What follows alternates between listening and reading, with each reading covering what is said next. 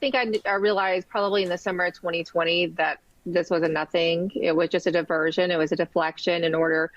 It was really the cleanup for SpyGate, right? And I had written about SpyGate over the last couple of years before 2020, talking about the players, Rod Rosenstein, Andrew McCabe, and the others. This was the cleanup on aisle 5, and that became pretty evident early on. And it's not to say that I found this out or discovered this because I was talking directly to people, though I did eventually, but I realized this before I even got well sourced on it.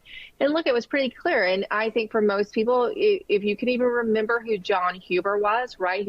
He was tasked with looking at the Clinton Foundation. That was closed quickly and nothing came of it. Most people probably don't even remember who Huber is, right? Because it's been so long ago and it was so nothing that I pretty much knew that Barr was bringing in. I then really questioned Barr that John Durham was coming in order to clean up for the FBI and the DOJ and the institutions, because look, I now call it Emerald's Law. The government is never going to investigate itself to indict Democrats.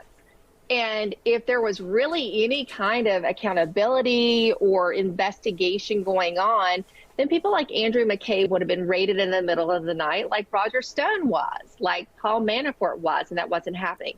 Now, on the deeper level, I did come to see that there was no grand jury being convened. There was not any kind of the traction that all of these personalities on television, particularly Fox News, who was selling you this every single night. Indictments are coming, accountability is coming, people are going to jail. Hundreds of indictments. One of their correspondents, one of their contributors had said, I heard nothing of that. And there were real people, Gina, and I had Michael Caputo, who I'm sure you know as well, on the show, my show earlier today. And I had been talking to him from 2017 on. Real people who their lives have been so destroyed, and the lives of their families and friends have been so destroyed by this Russiagate hoax, which was completely false. The moment they heard about Durham, they were so excited. They had their lawyers hand over mountains of evidence, and by and large, they didn't hear from the Durham probe. If he had been serious, they've been some of the first people he talked to.